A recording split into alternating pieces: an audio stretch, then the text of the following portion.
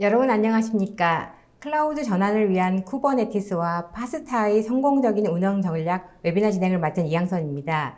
예기치 못한 비대면 시대가 도래하면서 기업들의 디지털 전환이 가속되는 가운데 클라우드 성장세가 두드러집니다. 이에 따라 클라우드 기반의 애플리케이션 개발을 위한 쿠버네티스의 활용도 증가하고 있습니다. 또한 정부 차원에서 보급하고 있는 개방형 클라우드 플랫폼 파스타도 성장하고 있습니다. 이번 웨비나에서는 국내 시장 유행에 따라 공공 분야에서의 개방형 클라우드 플랫폼 파스타와 기업에서의 쿠버네티스 기반 매니지드 컨테이너 서비스 플랫폼의 적용 방안에 대해서 알아봅니다. 또한 복잡한 컨테이너 서비스 환경을 보다 쉽게 이용할 수 있는 효율적인 운영 방법도 사례별로 살펴봅니다.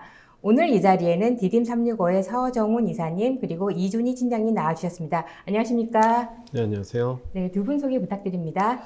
네, 안녕하세요. 저는 디딤365의 전략사업본부에서 근무하는 서정훈입니다.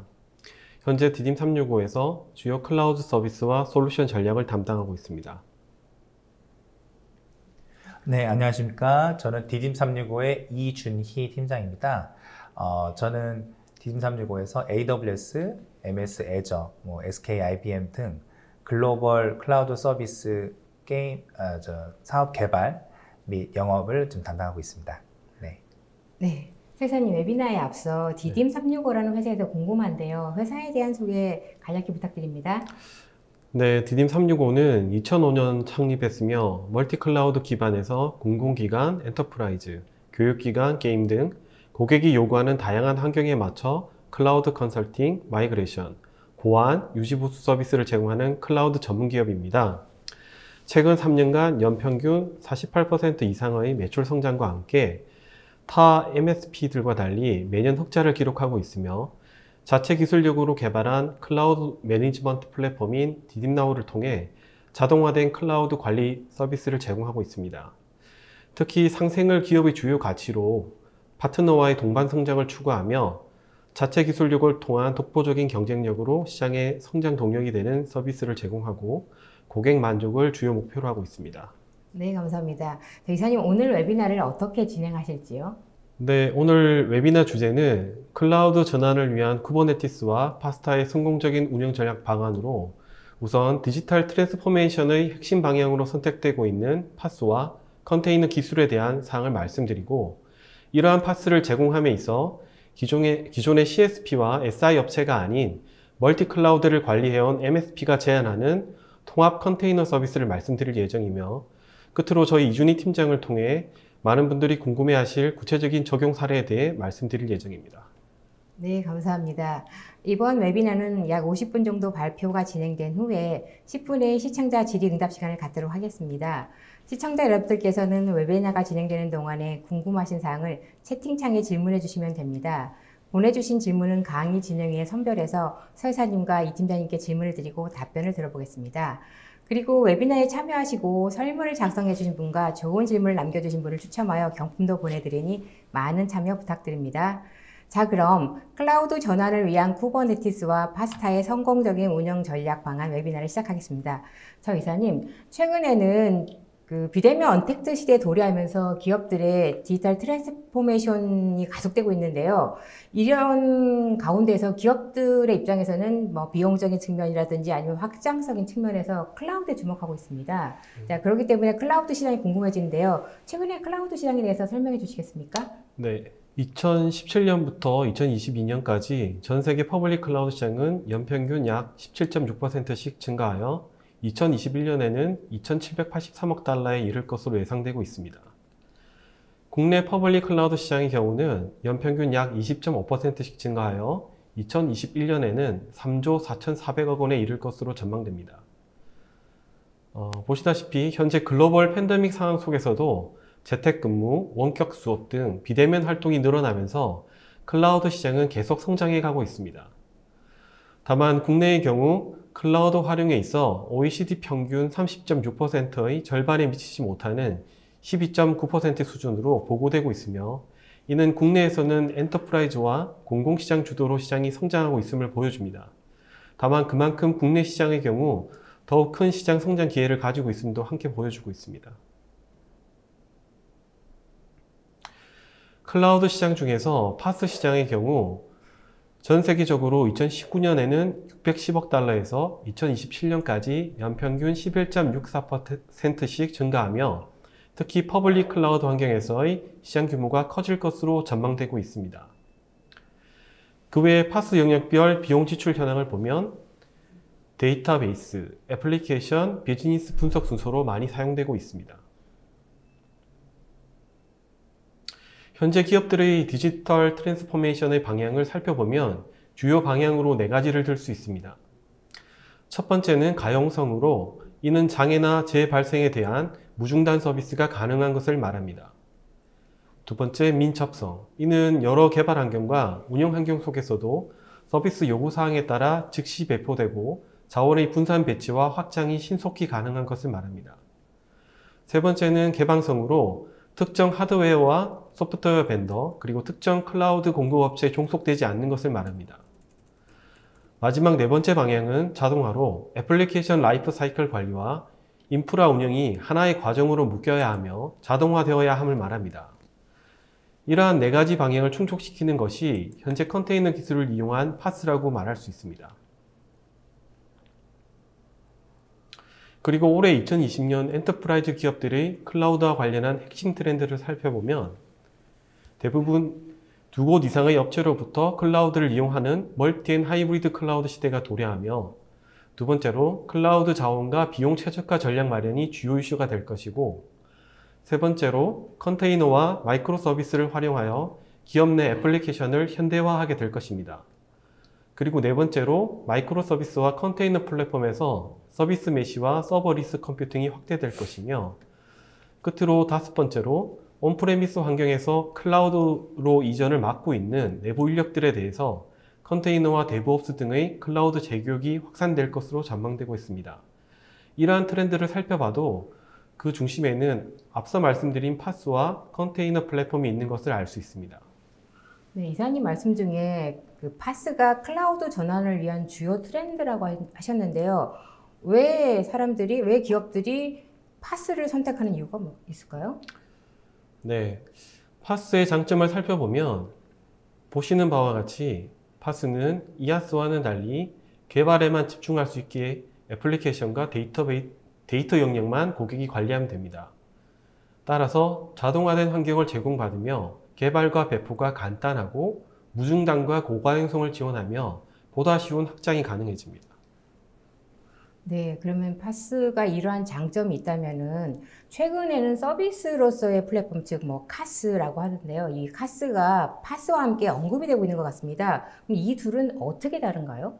보시는 바와 같이 기존에는 이아스와 파스로 구분되는 시장이 컨테이너 기술과 활용이 늘어나면서 최근에는 카스가 등장하게 되었으며, 심지어 컨테이너 기술을 적용하는 것이 시장의 주요 트렌드가 되면서 카스가 파스를 대체해가고 있는 상황입니다. 이러한 컨테이너로 인해 개발자들이 과거 파스를 사용하여 몇 가지 언어와 구성 요소로 제한받는 것에서 벗어나 최근에는 컨테이너 관리 툴을 사용하여 원하는 언어 코드를 작성할 수 있게 되었습니다. 따라서 최근에 파스라고 함은 이러한 컨테이너 기술을 함께 포함하는 경우가 늘어나고 있습니다. 조금 전에 말씀드린 컨테이너는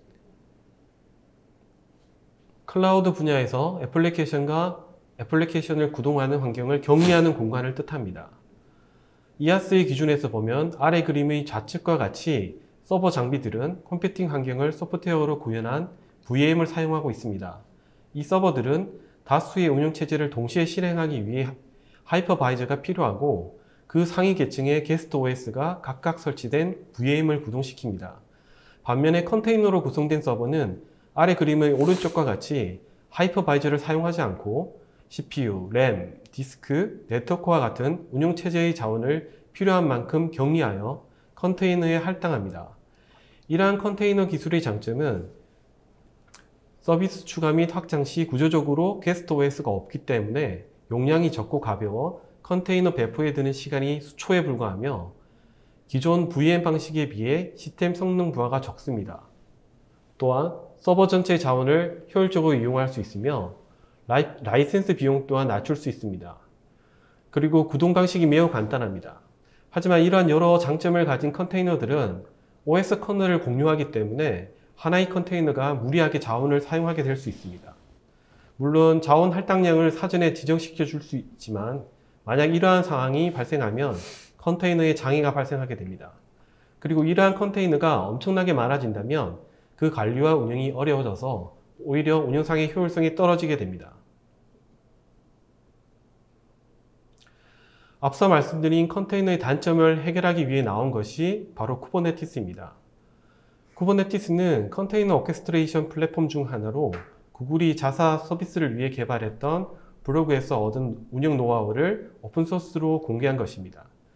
다시 말해 많은 컨테이너 오케스트레이션 중에 비교적 늦게 등장했지만 현재 시장 점유율이 가장 높으며 사실상 시장의 표준이 되었습니다. 이러한 쿠버네티스를 이용할 경우 서버 업데이트 시 점진적 업데이트를 제공하기 때문에 서비스를 중지하지 않고도 애플리케이션을 업데이트할 수 있습니다. 또한 자가 회복 기능이 있기 때문에 특정 컨테이너에 장애가 발생하더라도 곧바로 복제 컨테이너를 생성해 서비스를 유지할 수 있습니다. 그리고 기업이 A사의 클라우드를 이용하다가 B사 클라우드 환경으로 이전하고 싶어도 호환 문제로 이전이 어려운 상황을 벤더 락인이라고 하는데 쿠버네티스는 도커 컨테이너 기반으로 하는 오픈소스이기 때문에 사용자들이 특정 업체에 종속되지 않고 클라우드 환경을 이전할 수 있습니다. 앞서 말씀드린 것처럼 쿠버네티스는 컨테이너를 쉽고 빠르게 배포 및 확장하고 그러한 관리를 자동화해주는 오픈소스 플랫폼입니다. 하지만 오픈소스이므로 해당 기술에 대한 공식화된 지원 구조가 없는 문제가 있습니다. 쿠버네티스를 자동차 엔진으로 본다면 엔진은 자체적으로 작동할 수는 있지만 변속기, 차축 및 바퀴와 연결되어야 기능적인 자동차 일부가 됩니다. 따라서 쿠버네티스가 완전히 작동하려면 추가 구성 요소가 필요하며 이러한 구성 요소를 연결하고 안정적인 서비스가 가능하도록 관리가 필요합니다. 이러한 완전한 형태의 쿠버네티스 서비스가 가능하도록 하는 것이 앞으로 말씀드릴 딥너포 쿠버네티스입니다. 네, 클라우드를 효율적으로 활용할 수 있는 대표적인 컨테이너 오케스트레이션 플랫폼 쿠버네티스와 파스에 대한 설명을 잘 들었는데요. 그렇다면 이러한 파스를 국내에서는 많이 도입되고 있는지 궁금한데요. 어떻습니까? 네, 앞서 말씀드린 바와 같이 파스는 엔터프라이즈 기업들의 디지털 트랜스포메이션의 주요 방향으로서 현재 국내의 경우 엔터프라이즈 시장과 공공시장으로 나누어 볼 수 있습니다. 엔터프라이즈 시장을 보면 쿠버네티스 기반의 파스 도입은 2018년을 기점으로 국내 금융사를 중심으로 진행되고 있습니다. 그리고 공공시장의 경우 자체 구축 및 퍼블릭 클라우드 환경에서 오픈파스인 파스타를 통해 클라우드 파운드리와 쿠버네티스를 적용하고 있습니다. 네, 이사님 말씀 중에는 이제 국내 기업들 같은 경우에는 주로 금융권에서 파스를 활발히 도입하고 있고 공공기관의 경우에는 파스타를 도입한다고 말씀하셨는데요. 이 파스타는 구체적으로 무엇을 말하는 건가요? 파스타는 오픈파스라는 슬로건으로 과학기술정보통신부의 지원 아래 한국정보화진흥원과 국내 기업에서 공동 개발해 소스 코드를 공개한 개방형 클라우드 플랫폼을 말합니다. 현재 다양한 국내 클라우드 기업들이 참여하고 있으며 특히 오픈소스를 활용하여 개발한 소스 코드를 실시간 공개하고 있습니다. 2015년 기본 기능이 공개된 1.0 스파게티와 2016년 운영 지원을 고도화한 2.0 링기니, 이후 3.0 펜네, 4.0 로텔레, 5.0 라비올리까지 매년 새로운 버전을 선보이고 있습니다. 이러한 파스타의 특징을 살펴보면 국내외 주요 CSP인 11개의 업체의 다양한 이아스를 지원합니다. 또한 국산 솔루션 탑재와 확산 촉진을 위해 국산 소프트웨어 서비스를 지원합니다. 그리고 개발 언어와 미들웨어 프레임워크 등에 있어 풍부한 개발 환경을 제공하고 클라우드 파운드리와 쿠버네티스를 듀얼로 통합 환경에서 지원합니다. 그리고 컨테이너 기술을 적용하여 자동 확장 및 장애 복구를 제공하며 통합 모니터링을 통해 인프라에서 애플리케이션까지 모니터링합니다. 그리고 자체 마켓플레이스를 통해 다양한 상품 카탈로그를 제공하고 있습니다. 네, 말씀하신 대로 개방형 파스 플랫폼인 파스타는 이제 국내 클라우드 기술의 발전을 위해서 마련된 것 같은데요. 자, 그렇다면 이렇게 파스를 도입하려는 이유와 또 도입하려면 어떻게 해야 될까요? 네, 앞서 컨테이너 기술과 파스의 여러 장점들, 그리고 이용 방향에 대해 말씀드렸는데요. 파스를 쓰는 가장 큰 이유는 바로 마이크로 서비스 아키텍처를 구현하기 위함입니다. 마이크로 서비스 아키텍처는 기존의 하나의 덩어리 형태인 모놀리식 아키텍처를 잘게 썰어 놓은 형태로 재편성한 후 각각의 작은 아키텍처에 소프트웨어를 하나씩 올리게 되면 별도의 소프트웨어 개발과 운영이 가능해지는 것을 말합니다. 컨테이너 기술을 이용하면 기업의 기존 시스템에 있는 애플리케이션을 마이크로 서비스로 전환하여 컨테이너화한 후 CI/CD에 결합하여 개발, 테스트, 배포를 자동화 시스템에 결합하게 되는 것입니다. 클라우드 네이티브 애플리케이션을 개발하기 위한 핵심 요소인 컨테이너 기술과 서비스는 현재까지 클라우드 공급자인 CSP와 SI 사업자, 대기업 IT 서비스 업체, 그리고 일부 전문 솔루션 업체에서 제한되고 있습니다. 그렇다면 멀티 클라우드를 관리하는 매니지먼트 기업이 제안하는 파스는 어떻게 다른지 말씀드리겠습니다. 우선 파스를 도입하려면 컨테이너 기술을 포함한 구축 단계에서부터 다양한 기술 지원이 필요합니다. 그리고 쿠버네티스 등을 구성하고 설정하며 지속적인 유지 보수와 업데이트를 해야 합니다. 끝으로 파스를 운영하며 문제 해결을 위해 24시간 기술 지원 데스크가 필요합니다. 현재는 이러한 부분들을 해결하기 위해서 각 영역별로 구축업체, 컨설팅업체, 개발업체 등의 도움을 별도의 계약을 통해 해결하고 있습니다. 하지만 저희 디딤365에서는 구축에서 파스 운영과 기술 지원에 이르기까지 올인원으로 서비스를 제공하고 있습니다. 이는 기존의 클라우드 신청에서 모니터링, 기술 지원, 서비스 데스크 제공 등에 이르기까지 모든 것을 한 번에 제공하고 있는 매니지먼트 기업들의 기존 서비스 방식과 크게 다르지 않습니다. 디딤365는 멀티 클라우드 매니지먼트 기업으로 KT, MVP, NHN, AWS, Azure, IBM 클라우드 등 멀티 클라우드와 매니지드 서비스를 약 1600여 고객사에 제공하고 있습니다. 보시는 바와 같이 기술 지원을 위한 서포팅 서비스와 인프라, 그리고 플랫폼 서비스 레이어를 갖추고 있으며 앞서 말씀드린 파스의 경우 디딤나우4 쿠버네티스와 디딤나우4 파스타를 통해 제공하고 있습니다. 디딤365의 파스는 클라우드 네이티브 애플리케이션 개발 및 운용에 필요한 구축 단계에서부터 운영 단계에 이르는 컨설팅과 기술 지원을 올인원으로 제공하는 특징이 있으며 두 번째로 시장별로 제공되는 서비스가 다른 것이 주요 특징입니다. 우선 컨테이너 플랫폼인 쿠버네티스를 적용하여 기업 영역에 서비스하는 디딤나우4 쿠버네티스가 있으며 클라우드 파운드리와 쿠버네티스를 동시에 지원하는 파스타를 적용하여 공공 영역에 서비스되는 디딤나우4 파스타로 나뉘어집니다. 디딤365의 파스 구성을 간단히 살펴보면 기본적으로 이아스 기반의 클라우드 플랫폼 서비스로 테넌트별 VM 환경에 쿠버네티스 또는 파스타 플랫폼이 설치되어 운영되는 방식입니다.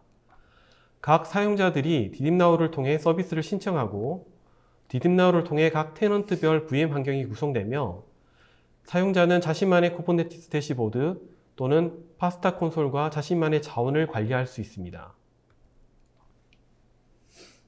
디딤나우는 디딤365의 멀티 클라우드 매니지먼트 플랫폼으로 클라우드 신청, 자원 관리, 모니터링, 빌링, 비용 관리 등을 자동화해서 제공하고 있습니다. 여기에서는 파스 서비스 메뉴를 통해 디딤나우4 쿠버네티스와 디딤나우4 파스타를 직접 신청할 수 있습니다.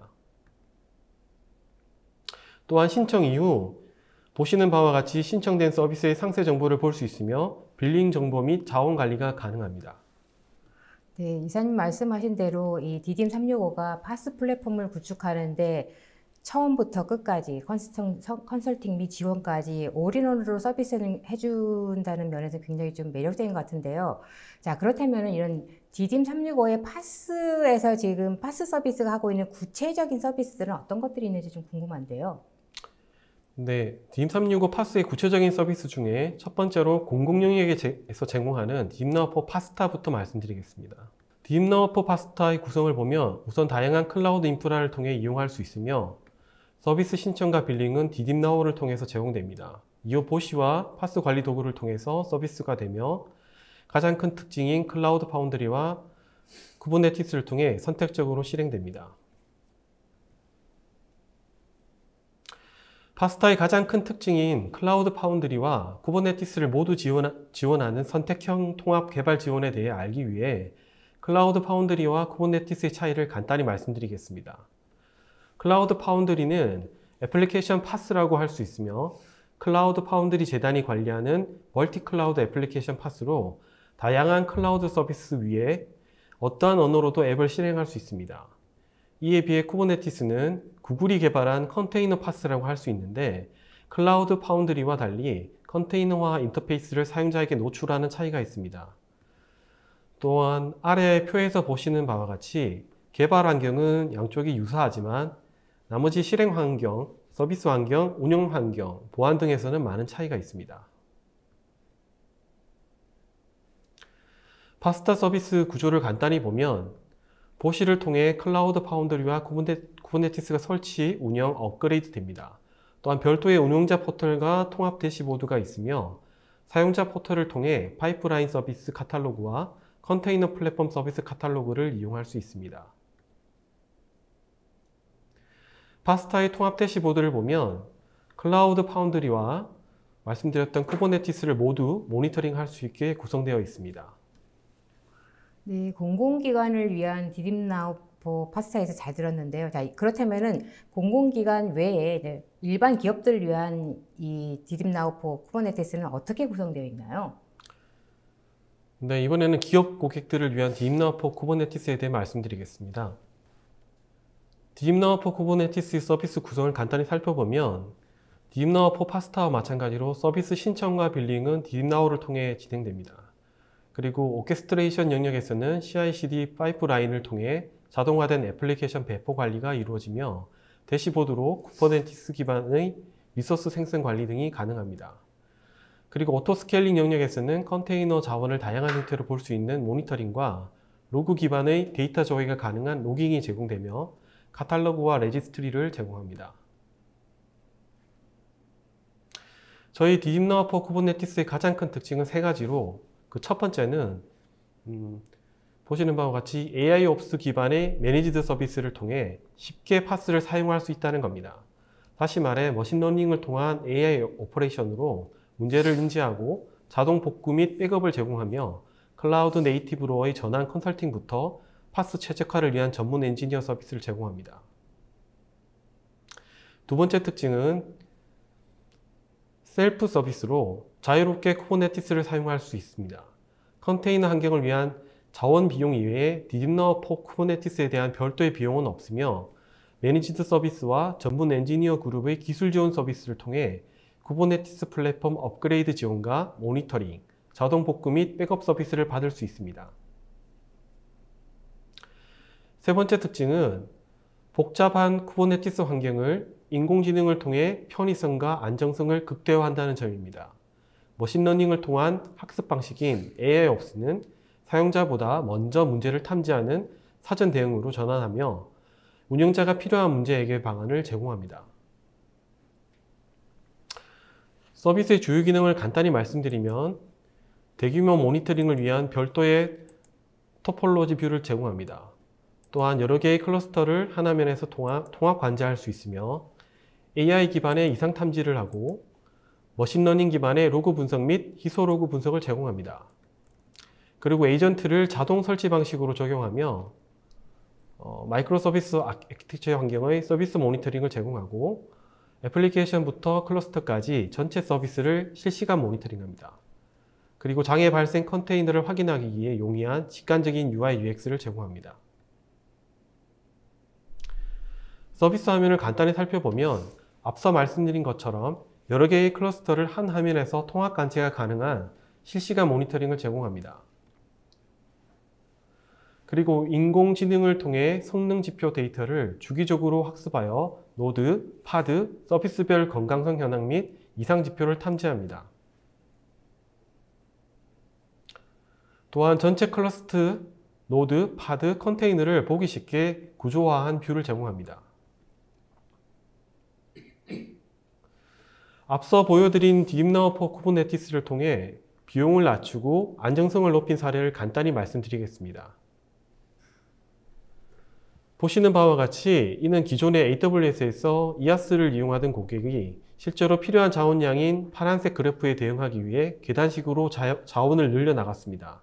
이는 매우 일반적인 사용 형태로 이 경우는 보시는 바와 같이 신청해둔 자원에 비해 실제 필요한 자원량이 커짐으로 인해 노란색 영역의 장애 발생과 귀의 손실이 일어나게 되었습니다. 또한 실제 필요한 자원량에 비해 미리 신청해둔 자원이 많은 경우 과다 비용이 발생하게 됩니다. 이에 비해 딥나우 포 쿠버네티스로 변경 이후에는 필요한 자원량에 자원 신청량이 대응하게 되어 있어 시스템 자원 보유량이 최소화가 되었으며 일시적인 수요 급증에 대해서도 확장성과 가용성을 확보하게 되었습니다. 결과적으로 해당 업체는 연 40%의 절감 효과를 보게 되었습니다. 네, 디딥나우 포 쿠버네티스가 비용을 낮추고 안정성을 높인다는 점에서는 기업들에게 굉장히 매력적인 것 같습니다. 조금 전 설명에서 디딥나우 포 쿠버네티스를 이용한 기업이 직접 AWS를 사용할 때보다 많은 비용 절감 효과를 얻었다고 하는데요. 저 이주희 팀장님, 이러한 사례에 대해서 좀 알고 싶은데요. 우선 소프트웨어 개발 기업의 경우는 어떻게 활용할 수 있을까요? 네, 제가 이후에 A, B, C, D 4개 회사의 사례를 차례대로 좀 설명을 해드리도록 하겠습니다. 2014년 당시 A사는 톰캣 인프라 기반의 모놀리스 애플리케이션을 가지고 있었으며 전체 배포 절차가 엄청 복잡했습니다. 한 엔지니어가 기능을 구축한 다음 풀 요청을 생성하고 QA 또는 다른 엔지니어가 그 기능을 검증하고 그런 다음에 병합하고 또 다른 사람이 배포를 처리했고요. 이러다 보니 파이프라인에서 기능을 프로덕션에 제공하려면 항상 병목 현상이 일어났습니다. 이로 인해 다음과 같은 문제점들이 드러났습니다.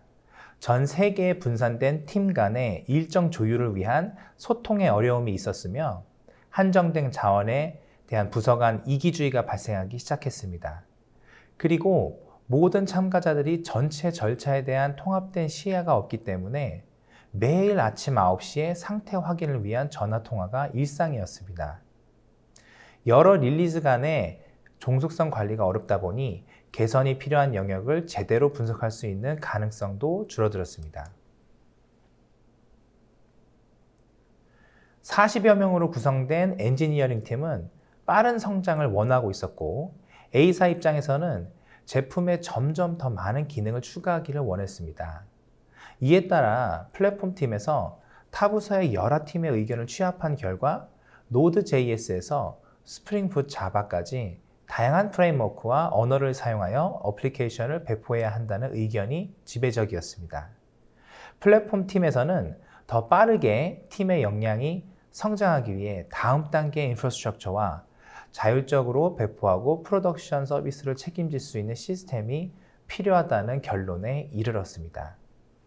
플랫폼 팀은 운영팀과 협업해서 A사의 인프라에 대한 더 많은 제어 및 액세스 권한을 확보하였습니다. 그리고 여러 가지 오케스트레이션 기술의 프로토타이핑을 시작했습니다. 당시만 해도 2014년이었으니까 쿠버네티스는 조금 음지에 있었고 잘 알려지지 않은 기술이었습니다.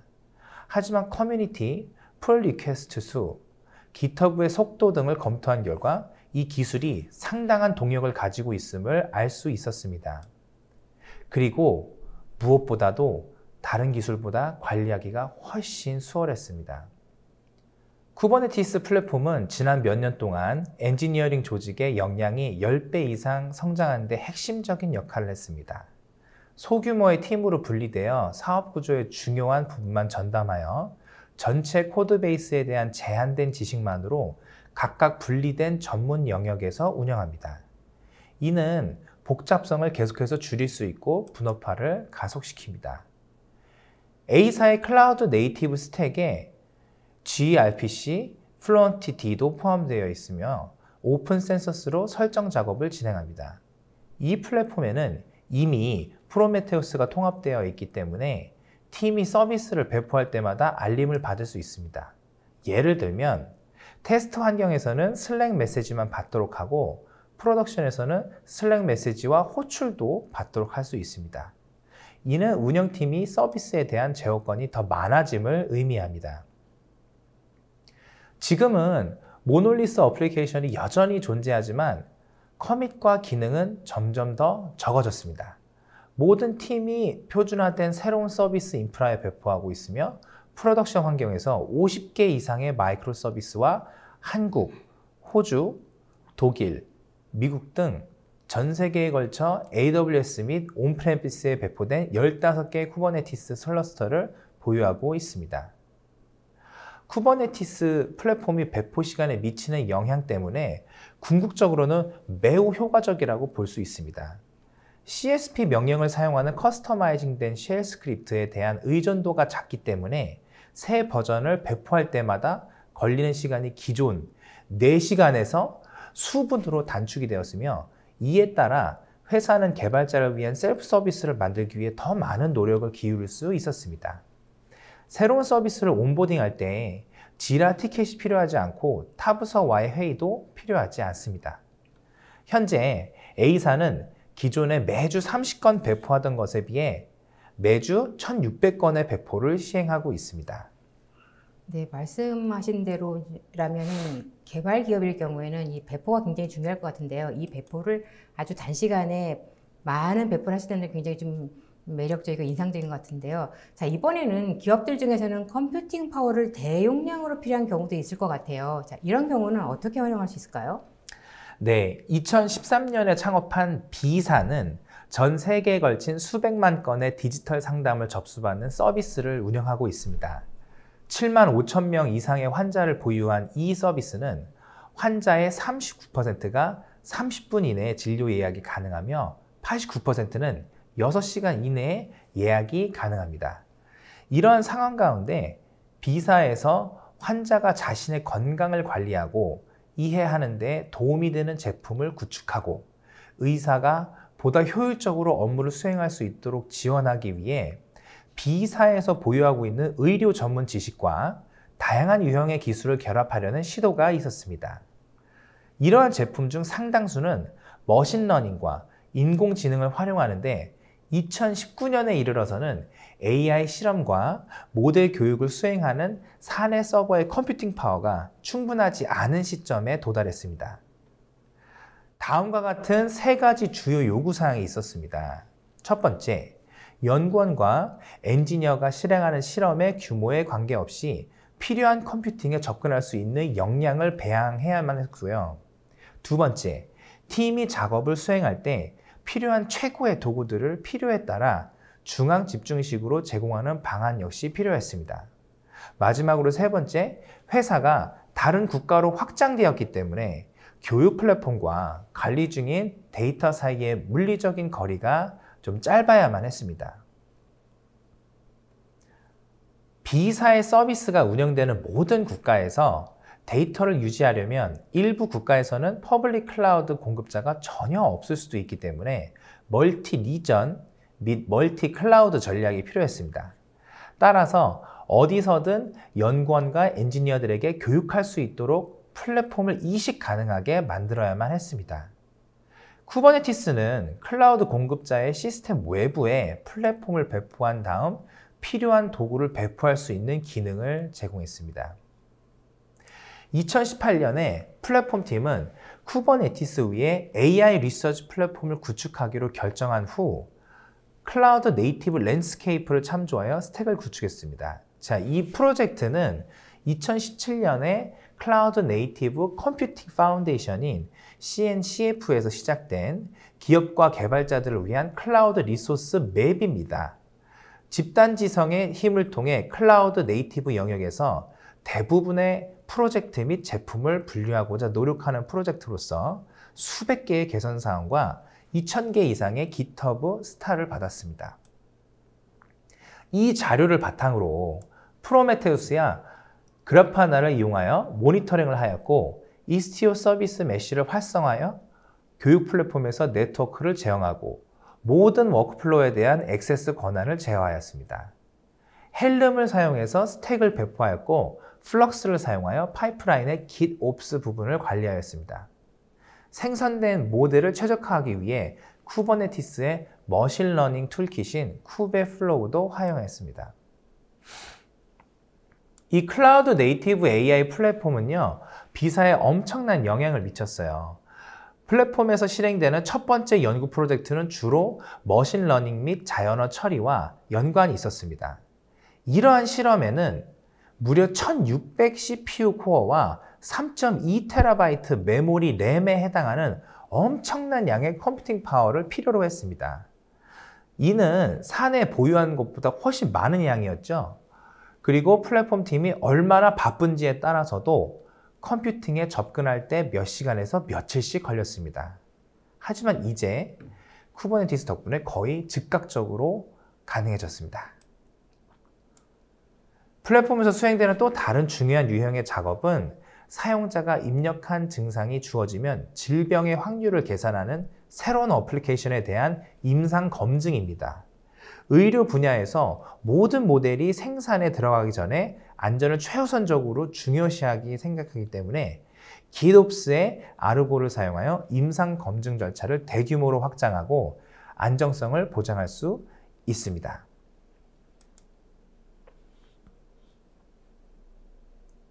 연구자들이 새로운 버전의 모델에 대한 결과를 얻으려면 최대 10시간을 기다려야만 했었어요.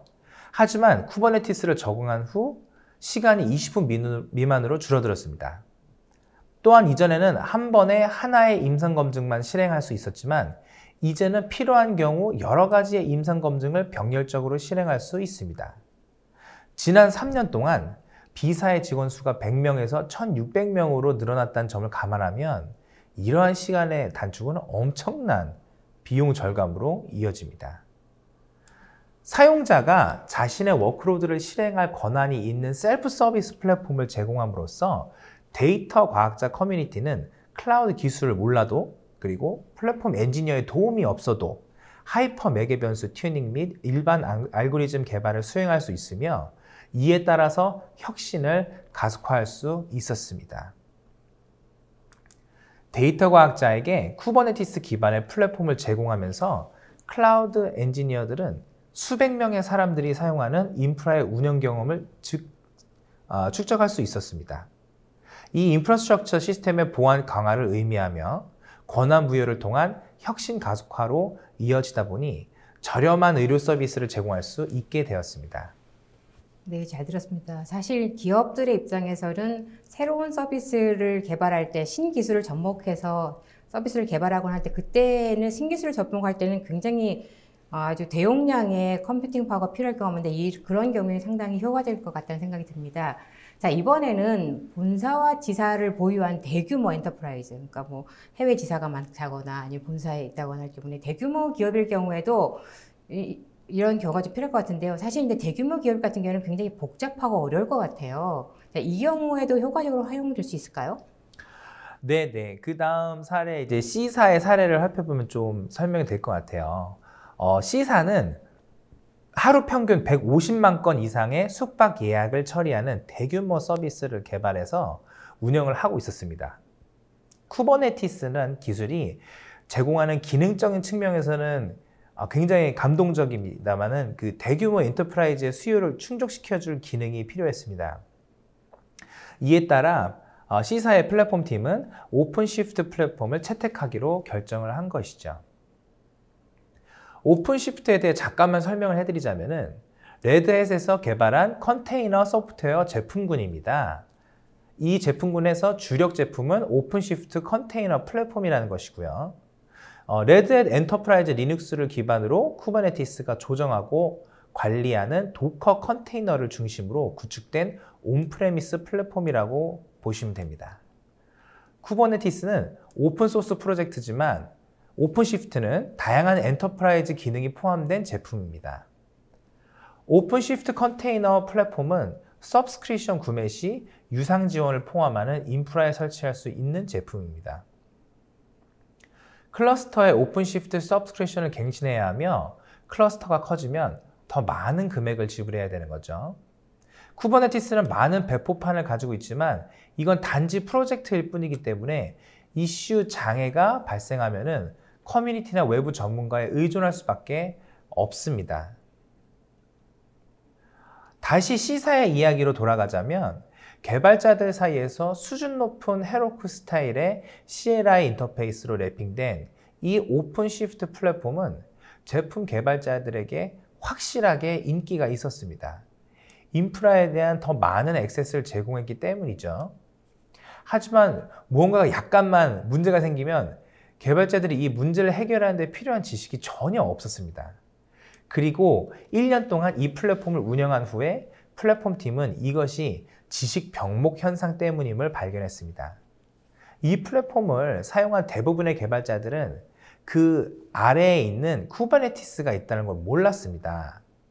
어플리케이션 오류와 플랫폼 오류는 모두 그 앞서 설명드린 헤로쿠 스타일 도구의 오류처럼 보였습니다.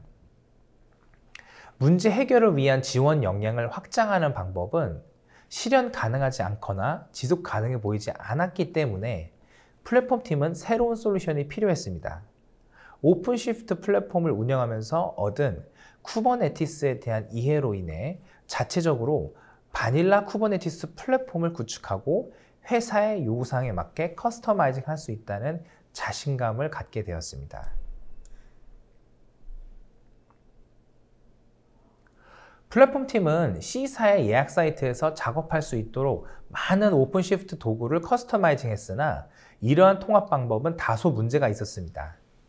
쿠버네티스의 모든 구성 요소, 작동 방식, 서로 상호작용하는 방식을 이해하는 데 훨씬 더 많은 시간을 할애해야만 했죠. 이 연구를 통해 팀은 오픈시프트의 내장 안시블 플레이북에서 나머지 인프라에서 사용되는 퍼펫 배포로 전환했습니다. 그리고 제어 플레이는 클러스터 내부에서 베어메탈로 이전하였습니다. C사는 어플리케이션을 실행하기 위해 수백만 개의 베어메탈 서버와 대규모 인프라를 실행하며 다양한 지역의 여러 데이터 센터에 있는 여러 클러스터에서 쿠버네티스를 실행합니다. 결국 가능한 단순하게 유지하고 가장 잘 아는 툴을 사용하기로 결정한 것이죠. 또 다른 장애의 요인 중 하나는 프로덕트 엔지니어가 쿠버네티스를 배워야 한다는 사실이었습니다. 쿠버네티스는 마법의 플랫폼이 아니에요. 그렇기 때문에 개발자는 어느 정도의 학습을 해줘야 하고 이들이 그 지식에 대한 접근성을 높이기 위해 교육, 블로그 게시물, 비디오, 유데미 학습 과정을 제공했습니다. 학습에 대한 부담이 있음에도 불구하고 성공적으로 실행할 수 있었던 이유는 이 C사에서만 사용하는 앱 시스템을 배우도록 요구한 게 아니고 지식을 이전할 수 있는 오픈소스를 학습하도록 독려했기 때문인 거죠. 엔지니어들은 결국 쿠버네티스를 배움으로 인해서 자기 자신의 경력에 본인의 시간과 리소스를 투자하게 되는 상황이었던 거죠. 이 전략이 성공했다는 분명한 신호 중 하나는 커뮤니티의 Q&A 채널에서 사용자에게 질문이 있을 때 다른 프로덕트 엔지니어가 바로 응답한다는 것입니다. 회사 외부의 생태계 표준인 것이 눈에 띄게 큰 도움이 되기 때문에 사람들은 그 지식에 투자하고 다른 사람들과 공유한 데 가치를 느끼게 되었습니다. 컨테이너 이전에는 새로운 서비스를 만들 때 개발자가 퍼펫을 이해하려면 며칠에서 몇 주까지 걸렸어요. 그런데 새로운 플랫폼에서는 10분이면 충분합니다. 자원에 접근하는 데 걸리는 시간이 엄청나게 줄어들면서 새로운 플랫폼에서 처음 8개월 동안 약 500개의 새로운 서비스가 구축되었고 하루에 수백 건의 배포가 이루어집니다.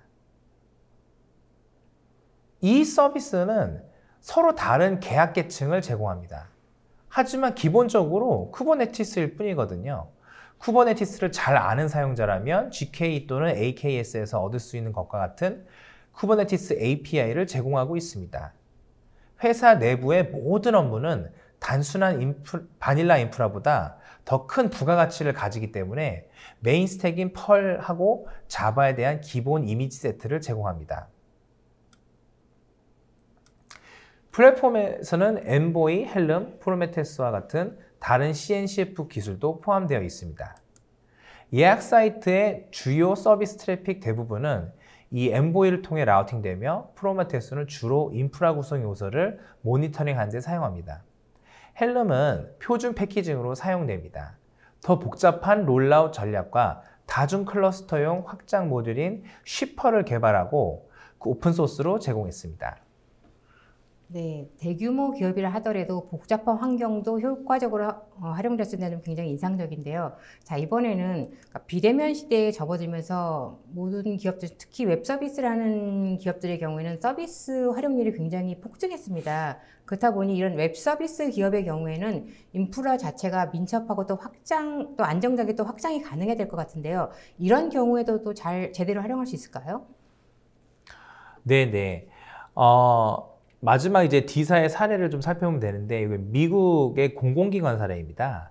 그 D사는 미국의 연방정부와 협력해서 미국 전역에 산계된 10만 개 이상의 캠프장과 시설물에 대한 정보와 실시간 예약 기능을 제공하는 웹포탈을 개발하였습니다. 인프라는 민첩하고 안정적이며 확장 가능해야 하고 공공기관에서도 동일한 시스템을 사용할 수 있어야 하거든요.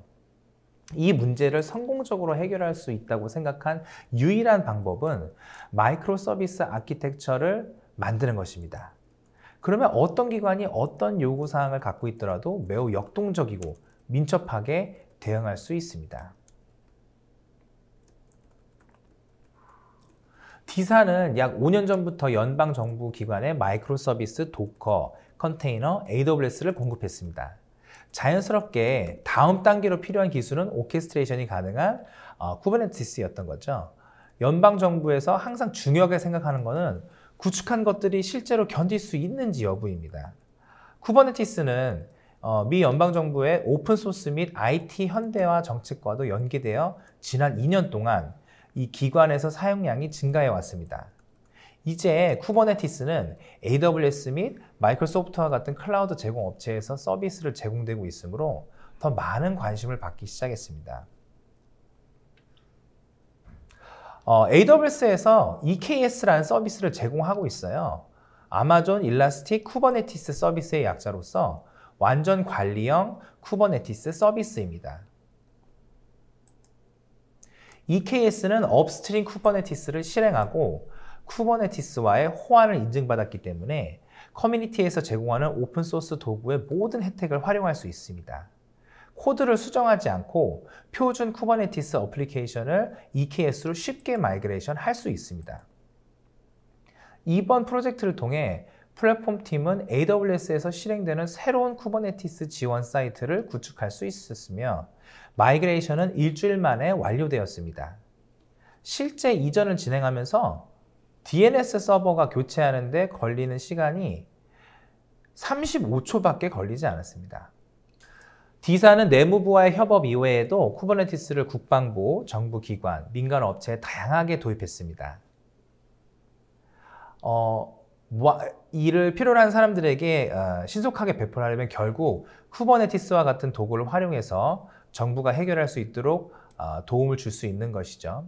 이번 캠핑장 예약 포탈은 쿠버네티스 플랫폼을 사용하면서 캠핑 허가에 대한 새로운 요구사항이 나오면 캠핑장 예약과는 완전히 독립적으로 이를 설계하고 개발하고 구현할 수 있기 때문에 사용자에게 훨씬 더 나은 경험을 제공할 수 있습니다.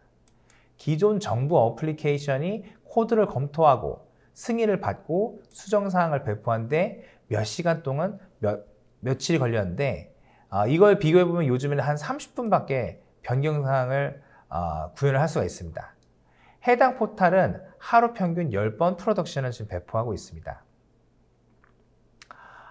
기존의 그 대규모 모놀리스 아키텍처를 운영하는 것은 매우 비싸고 현대적인 쿠버네티스 플랫폼으로 마이그레이션하면 비용이 50% 정도 절감될 수 있습니다. 쿠버네티스만으로도 당일 이벤트의 자원이 우선시되므로 비용을 크게 절감할 수 있는 것이죠. 예를 들면 인기 있는 캠프장 출시 기간 동안 캠핑 관련 서비스는 확장되고 허가 서비스는 축소됩니다. 배포 확장, 안정성을 유지하고 이 모든 것을 더 저렴하게 유지 관리할 수가 있습니다. 네, 팀장님 말씀을 들은 실로 다양한 분야에서 이 쿠버네티스가 잘 활용되고 있는 것 같은데요. 팀장님께서 아까 말씀하실 때 쿠버네티스는 마법이 아니라고 하셨지만 설명을 들으니 다양한 규모와 산업의 맞춤형처럼 활용될 수 있다는 점이 굉장히 이 쿠버네티스의 성장성을 높이고 또한 표준화를 이끌었던 지름길이 아닌가 싶습니다. 네, 이사님과 팀장님께서 강의하신 동안에요, 시청자분들의 반응이 뜨거웠습니다. 질문도 상당히 많이 쏟아졌는데요.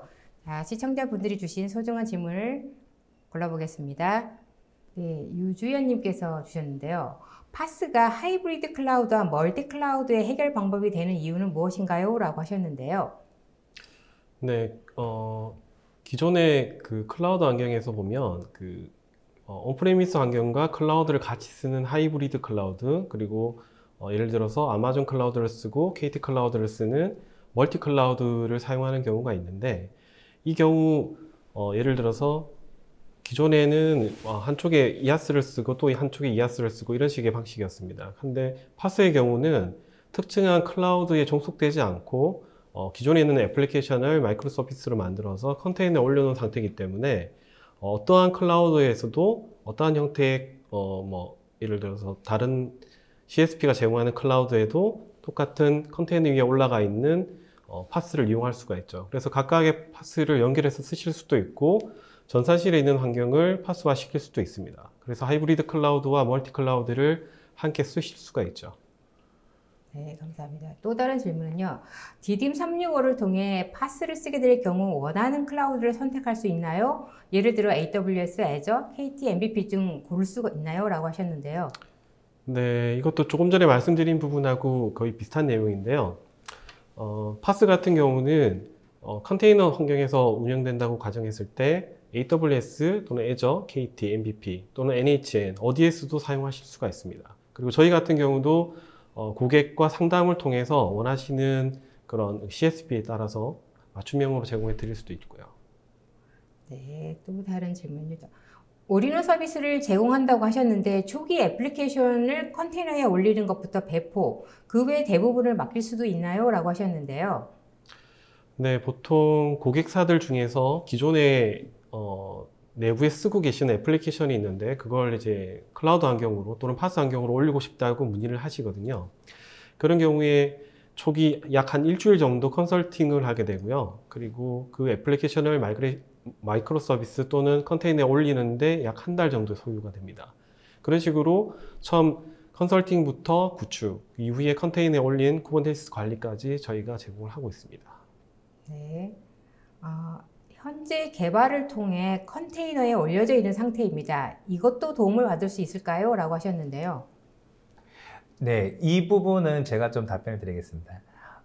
물론 도움 받으실 수 있고요. 근데 이제 어떤 도움이 필요하신지는 저희가 좀 만나서 이제 이야기를 좀 들어봐야 할 것 같은데, 저희가 지금 쿠버네티스 전문 기술자 분들이 여러 분 계세요. 그래서 컨설턴트 분하고 같이 좀 방문을 드려가지고 어떤 도움이 필요하시는지, 지금 상황이 어떠신지 이런 부분들 저희가 좀 그 현황을 파악을 한 다음에 그것들에 맞는 그 최적의 좀 솔루션을 제공해 드릴 수 있을 것 같습니다.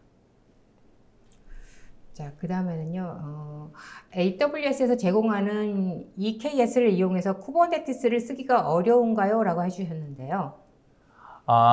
EKS 같은 경우에는 관리형 서비스입니다. AWS에서 제공하는 관리형 서비스들이라는 게 기본적으로 그 솔루션에 대한 버전 관리 이런 것들이거든요. 또는 이제 백업 서비스 이런 것들이 기능적으로 들어가 있는 것인데 그것을 쓰기가 어렵지 않게 돼 있는 게 AWS의 관리형 서비스들의 특징이에요.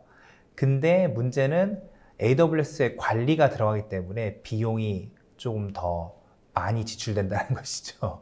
그렇기 때문에 쿠버네티스를 잘 쓰실 수 있는 분들은 굳이 EKS를 사용하실 필요는 없는 거고 EC2에 그대로 그 솔루션들을 탑재해서 사용하시면 되는 건데 그걸 잘 사용하지 못하시는 분들을 위해 나온 서비스이기 때문에 질문에 다시 한번 답변을 드리자면은 원칙적으로 EKS를 이용해서 쿠버네티스를 사용하는 건 어려운 것이 아니어야 그 서비스의 그 개발 목적에 맞는 것입니다.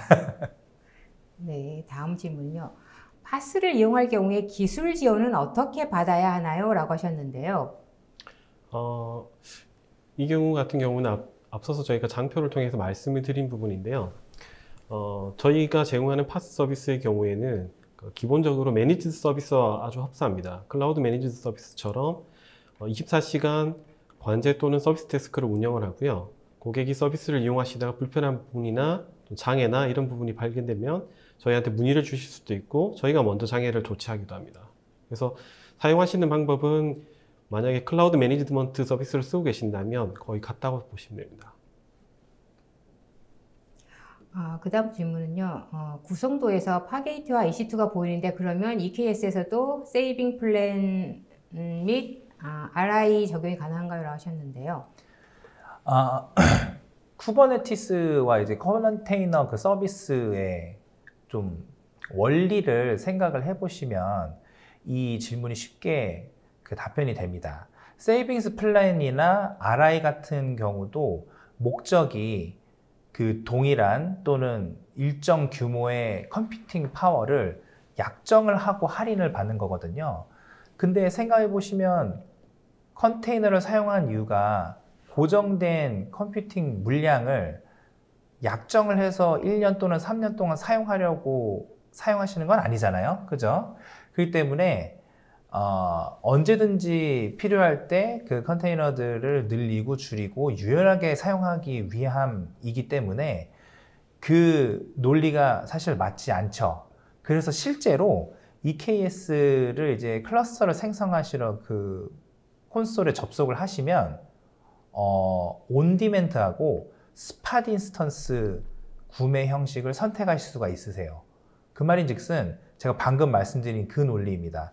언제든지 그 사용량이 변경되고 늘어날 때 일시적으로 확 늘려서 쓸 수 있는 작은 스팟 인스턴스들은 구매할 수가 있는 건데 예약 인스턴스와 세이빙스 플랜 그 옵션만 딱 빠져 있어요. 그리고 전용 호스트도 당연히 사용할 수가 없는 거고요. 때문에 질문에 답을 드리자면 EKS는 RI와 SP가 적용이 불가합니다. 네. 네, 이거는 마지막 질문이 될 것 같은데요. 저희는 대규모 인프라가 필요하지 않는 워크로드를 운영 중입니다. 이 같은 경우에도 컨테이너 서비스로의 마이그레이션이 효과적일까요? 라고 하셨는데요. 이것도 제가 답변을 드리자면 사실 대규모 인프라라는 그 기준도 뭐 나라에서 정해놓은 것도 아니고 그런 어떤 그 커뮤니티에서 어떤 가이드라인이 있는 게 아니기 때문에 대규모 인프라가 아니라는 게 이제 어느 정도 소규모인지 중규모인지도 좀 중요할 것 같아요. 제가 생각했을 때는 이제 저희가 온프레미스를 기준으로 생각했을 때 서버를 최소한 15대 이제 그 사용과 상관없이 서버의 그 사용과 상관없이 한 15대에서 20대 이상 사용하시는 분들에게 이 쿠버네티스와 이제 파스 서비스로 전환을 하시면은 비용 절감이 확실하게 있으실 것 같아요. 왜냐면은 이제 10대 미만의 서버들을 운영하시는 업체 입장에서는 사실 비용 효율성을 따지고 놓고 봤을 때 그 서버들을 또 이전하는데 사실 마이그레이션 비용이 또 들어가는 거거든요. 거기에 이제 컨설팅 비용도 들어가는 거고 파스로 이전을 했을 때 그 서비스가 중단이 될 수도 있는 거잖아요. 무중단으로 이제 이전이 되면 좋겠지만 그럼 그 중단됐을 때 발생하게 되는 그런 이제 기회 비용들 이제 이런 것들을 다 따져 보셨을 때 과연 이제 우리가 이 소규모의 인프라를 쿠버네티스로 가는 게 유리할 것인가에 대한 부분은 사실 아무리 작은 소규모 인프라를 하더라도 사용 그 형식이나 패턴이 파슨을 꼭 사용해야 되는 경우면은 제가 봤을 때는 가는 게 의미가 있다고 보거든요. 근데 뭐 예를 들어서 웹 서비스를 하고 계신데 쇼핑몰 운영하시는데 접속자가 생각보다 많지 않거나 뭐 트래픽이 이렇게 뭐 늘었다 줄었다 이렇게 하는 경우가 아닌 이상 사실 그냥 그대로 유지를 하시는 것도 괜찮은 방법이긴 하거든요. 그래서 확실한 거는 이 컨테이너 서비스, 쿠버네티스 파스 서비스들은 인프라 규모가 커질수록 더 비용 최적화 효과가 더 잘 나온다라는 말씀을 드리고 싶습니다. 예. 네, 감사합니다. 방송 후에는 설문에 참여해주신 분과 좋은 질문을 남겨주신 분을 추첨하여 경품을 보내드리겠습니다. 두 분 수고하셨습니다. 네. 자, 두 분 오늘로써 두 번째 지금 웨비나에 참석하셨는데요. 두 분 소감 부탁드립니다. 네, 저희 DM365에서 준비한 클라우드 전환에 필요한 컨테이너 기술과 파스에 대해서 간단히 말씀드렸습니다. 모쪼록 오늘 시청해주신 분들에게 도움이 되셨으면 하고요. 다음에 더 좋은 내용과 더 좋은 컨텐츠로 웨비나에서 뵀으면 좋겠습니다. 감사합니다. 네, 두 번째 출연했는데 이제는 벌써 여기가 좀 아늑하고 되게 편안해졌습니다. 이 세트장이. 그래서 다음번에 또 불러주시면 저희가 더 좋은 서비스와 좀 흥미로운 컨텐츠를 저희가 준비를 해가지고 좀 발표를 해드리도록 하겠습니다. 저희 디딤365 많이 찾아주시기 바랍니다. 네, 감사합니다. 네. 네, 이상으로 전자신문 오쇼TV가 마련한 클라우드 전환을 위한 쿠버네티스와 파스타의 성공적인 운영 전략 방안 웨비나를 마치겠습니다. 오늘 웨비나 자료와 영상은 일주일 내에 오쇼TV에 업로드 되오니 참고하시기 바랍니다. 오쇼TV는 또 다른 웨비나 방송으로 시청자 여러분을 찾아뵙겠습니다. 시청해주신 여러분 고맙습니다.